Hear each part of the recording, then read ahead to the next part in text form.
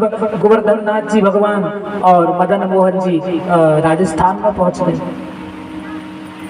वृंदावन में रह गए बांके बिहारी जी, हैं राधा वल्लभ जी, राधा रमण जी,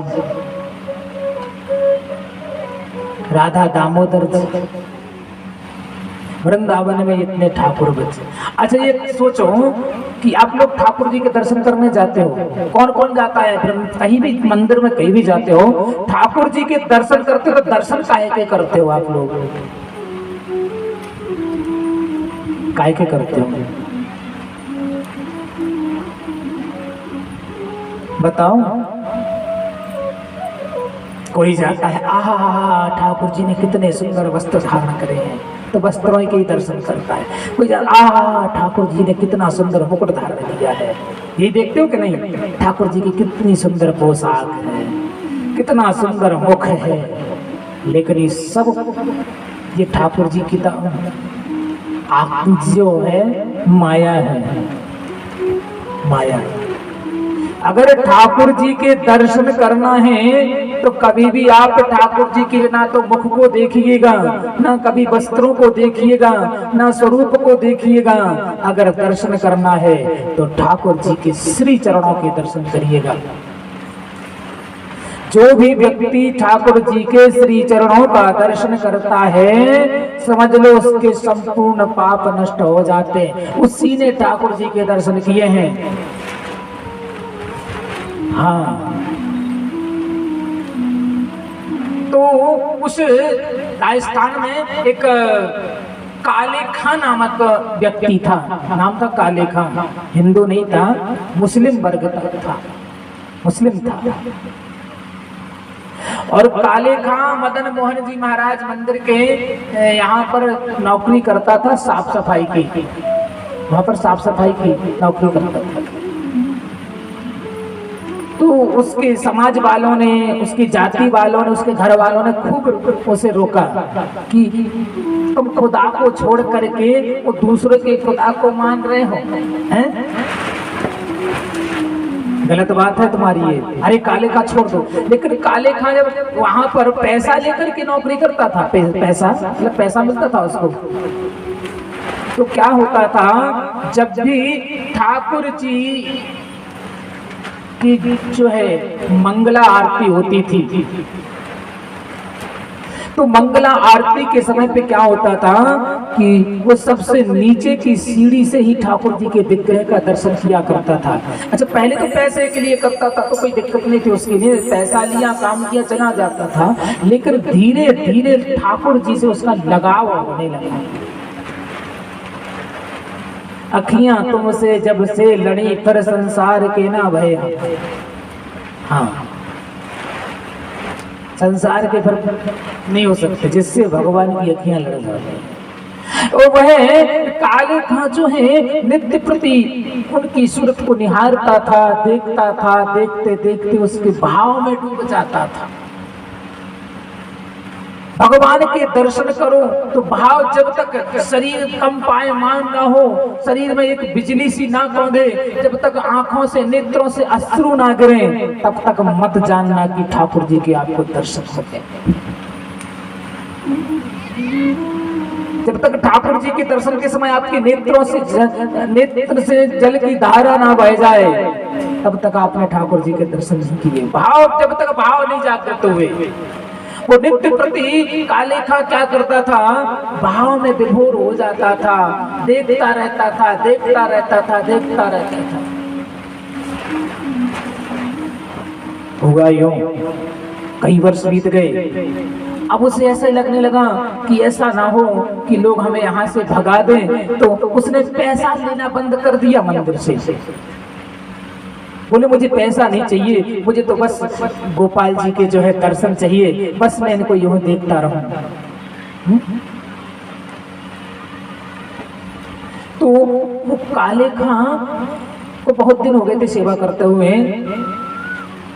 विवाह तो उसका हो गया था, लेकिन उसका कोई बच्चा नहीं था। तो उसके परिवार वाले, उसकी माँ, उसके बाप, भाई बंधु, यहाँ तक कि उसकी पत्नी भी उसको ताना मारने लगी। बड़ा प्रेम हो गया था ठाकुर जी से उसको। ताना मारने लगे, बोले जाओ दूसरों के भगवान की सेवा करो, देखो हमारे खुदा ने हम पर कितनी जो है आपत्ति, कितना बड़ा हमारे साथ अत्याचार कर दिया, कितना बड़ा हमारे साथ पाप हो गया है कि तुम दूसरों के भगवान की सेवा कर रहे हो, और देखो हमारा खुदा नाराज होगा तो हमारे यहाँ आज तक शादी को 10 साल हो गए, बच्चा नहीं हुआ। काले का चुपचाप सन्न रह जाता, सुन लेता, लेकिन कुछ कहता नहीं। अब तो दिन दिन भर घर नहीं आता था, दिन दिन भर घर ना आवे, और जो है ठाकुर जी के बस दर्शन करे, खड़े होकर के देखता रहे, आंखों से अश्रु बहाता रहे। जब सब लोगों ने ताना मार दिया तो एक दिन खुद घरवाली ने भी ताना मार दिया।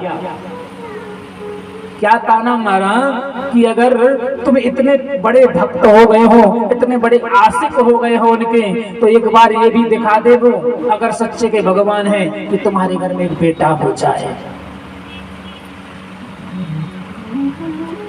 पत्नी ने जब उस व्यक्ति को, काले खा को जब ऐसा सुनाया, खरी खोटी सुनाई, बेचारा अपना जो है रुआंसा मुंह दे करके, आंखों में अश्रु भर करके वह चाहता है, चाह करके ठाकुर जी के सामने खड़ा हो जाता है और ठाकुर जी से कहता है, प्रभु तुम किसी की बात का बुरा मत मानना, ये तो सब पागल है।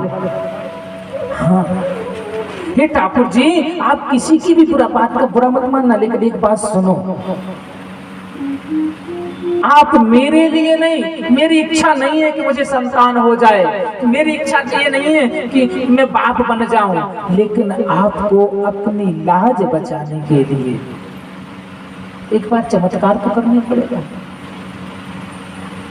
कोई आपका नाम बदनाम ना कर दे, क्योंकि आपका नाम बदनाम होगा तो काले खां सहन नहीं कर पाएगा। नेत्रों में आंसू के पनारे बहने लगे। प्रभु ऐसी कृपा कर दो कि हमारे यहाँ एक बालक हो जावे और सबका मुंह बंद कर दो, सबके मुंह पर ताला लगा दो। जाति का मुसलमान था, लेकिन भगवान का परम भक्त था। काले खां की बात सुनकर के भगवान मुस्कुराने लगे, और कुछ दिन बाद पता चला, खबर आई कि काले खां तेरी पत्नी गर्भवती है। काले खां को जब ये पता चला कि मेरी पत्नी गर्भवती हो गई है, तो एक एक घर के सदस्यों को बुला बुला कर बोला, देखो अब मत कहना हमारे कन्हैया के लिए, हमारे बिहारी जी के लिए, हमारे मदन गोपाल जी के लिए, उनकी कृपा से देखो ये मां बन जाएगी हमारी पत्नी। समय के बाद बालक होगा, बालक जो है बड़ा होगा। और देखो एक बात ये सुनो, अगर ठाकुर जी को अपना मानते हो और ठाकुर जी अगर तुम्हें अपना मान ले तो सब कुछ सही सही नहीं चलता है। अगर आपकी लाइफ, आपके जीवन में सब सही सही हो रहा है तो समझ लेना हमारे ऊपर ठाकुर जी की कृपा नहीं है। सुखी सुख भोग रहे हो तो समझ लेना हमारे ऊपर ठाकुर जी की दया दृष्टि नहीं है। हाँ ये बात ध्यान रखना, इस बात का। बदलाव आते हैं, बहुत सारे बदलाव आते हैं। तो यहाँ पर देखते देखते कब समय पता नहीं चला कि वह उसका बेटा 8 वर्ष का हो गया। 8 वर्ष का हो गया। एक दिन क्या हुआ, वह बालक खेलते खेलते खेलते सखाओं के साथ खेल रहा था, उसे काले नाग ने डस लिया। बालक अचेत हो गया, मुंह पर झाग गिर पड़ा। उसके मित्रों ने सब खबर भेजी काले खां के घर। काले खां की पत्नी अपने बच्चे को नाग के डसने की कहानी सुन करके बात सुन करके भाग। लेकिन काले खां तो भगवान ठाकुर जी के सामने बैठकर उनका कीर्तन करता, उनका स्तवन करता, आता जाता कुछ नहीं था, बस देखता ही रहता। अब काले खां की पत्नी ने भागते हुए कहा कि अरे तुम कैसे पाप हो, तुम्हारे बेटा को काले नाग ने डस लिया और तुम इस काले कन्हैया के पीछे पड़े हो।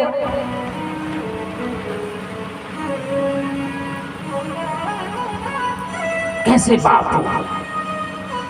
और सुनो, अगर तुम इस काले कन्हैया को इतना मानते हो तो मैं भी कह रहा हूं, अगर मेरा बालक जीवित हो गया तो मैं जीवन पर्यंत तक तुम्हारे इस कन्हैया की सेवा करूंगी, इसकी हो जाऊंगी। पत्नी के ऐसा कहने पर और पत्नी गई, बालक को उठा के लाई बगीचे से, ना उसका पूरा शरीर नीला पड़ गया था, मुंह पर झाग था और काले खा के बगल में पटक दिया। देखो तुम्हारी भक्ति का प्रभाव ये। बेचारा काले का चुपचाप ठाकुर जी के मुखड़े की तरफ देख रहा और ठाकुर जी तो मुस्कुरा रहे हैं। कहा काले खां ने, ठाकुर ये कैसी लीला है आपकी, ये आपने क्या किया? क्या तो आपको आपकी इच्छा नहीं कि काले खां तुम्हारे दरबार में बैठा रहे, तुम्हारे जो है दरबार में बैठकर तुम्हारा दर्शनार्थी बना रहे, तुम्हारा भक्त बना रहे हैं, तुम्हारे प्रति मेरा जो प्रेम है, जो प्यार है, क्या काले खां को आप अपने दर से हटाना चाहते हो? मुझे स्वीकार है, भले ही संसार हमें आपके दरबार से हटा करके बाहर फेंक दे, लेकिन प्रभु आप अपने दिल से मत उतार कर फेंको। क्यों? ये संसार बड़ा निष्ठुर, बड़ा स्वार्थी है। हाँ, बड़ा स्वार्थी है। जब तक स्वार्थ सिद्ध नहीं होगा तब तक भगवान भगवान भगवान, स्वार्थ सिद्ध हो जाएगा कहां के भगवान। प्रभु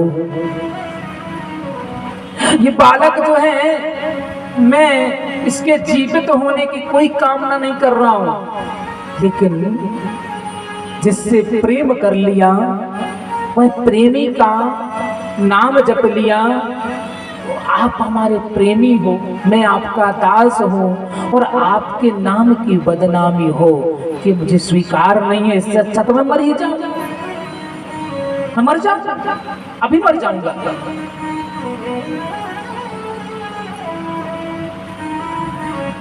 अगर आप अपनी बदनामी नहीं चाहते तो आज दिखा दो संसार को कि आप हो।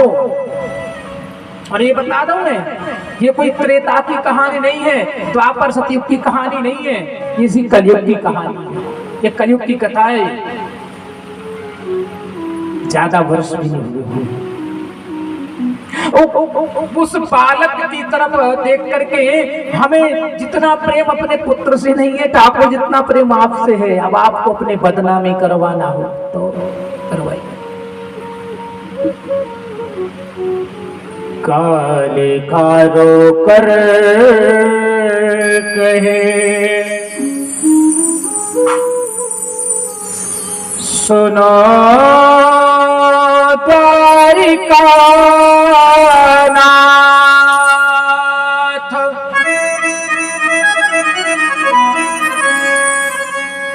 हो बदनामी न करज हो,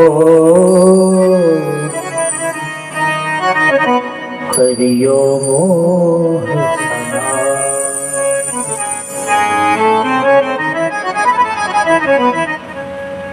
हे मुरलीधर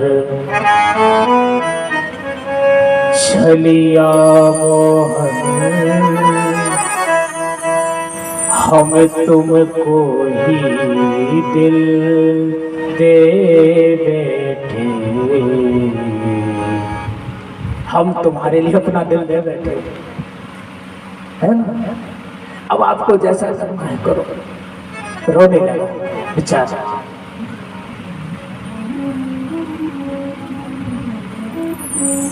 देखो उसकी पत्नी ताने मार रही है, ये तुम्हारी भक्ति है, ये तुम्हारा प्रेम है, ये तुम्हारे खुदा है, इससे अच्छे तो हमारे खुदा थे।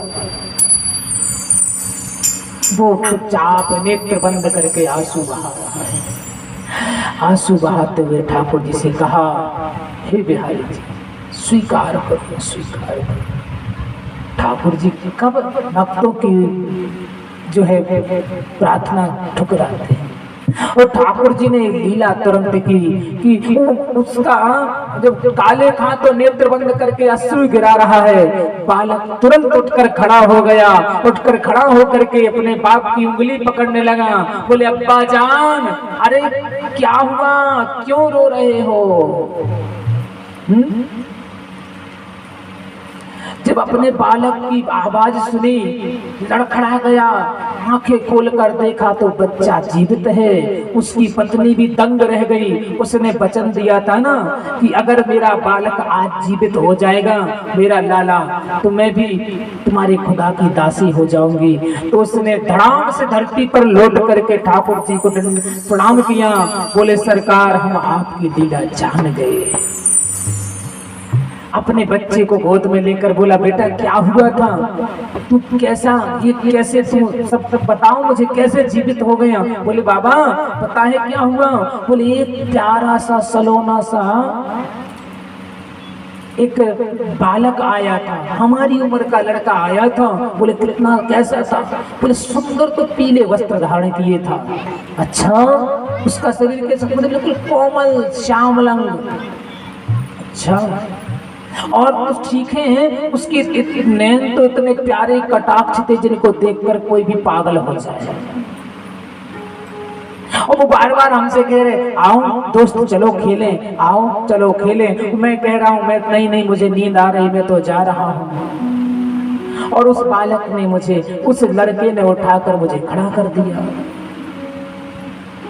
गदगद हो गए और गदगद होकर भगवान के उस दरवाजे में जो है लौट करके साष्टांग दंडवत करके कहते जय हो प्रभु, जानते हैं आप अपने भक्त की बदनामी कभी नहीं कर सकते हो।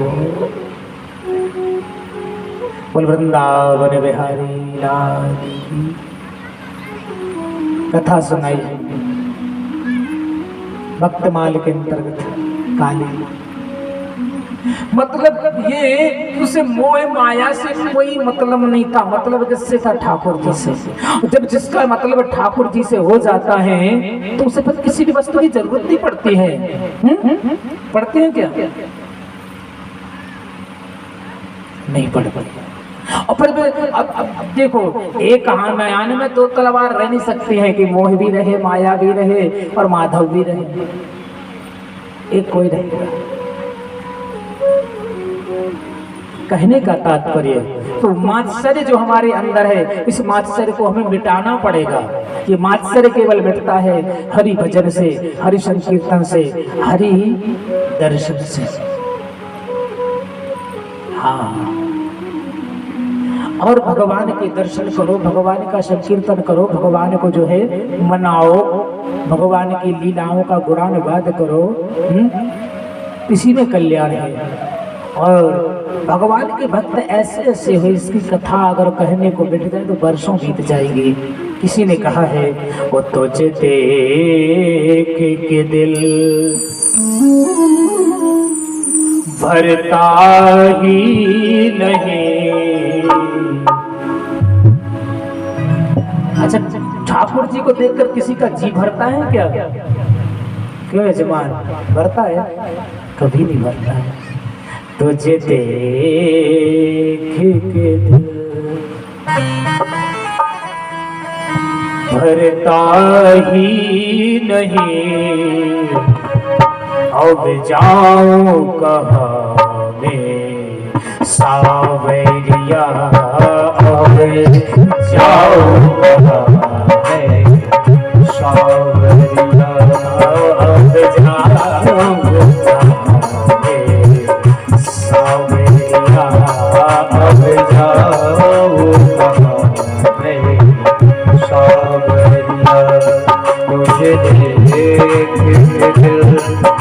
भरता ही नहीं। तुझे देख के दिल भरता ही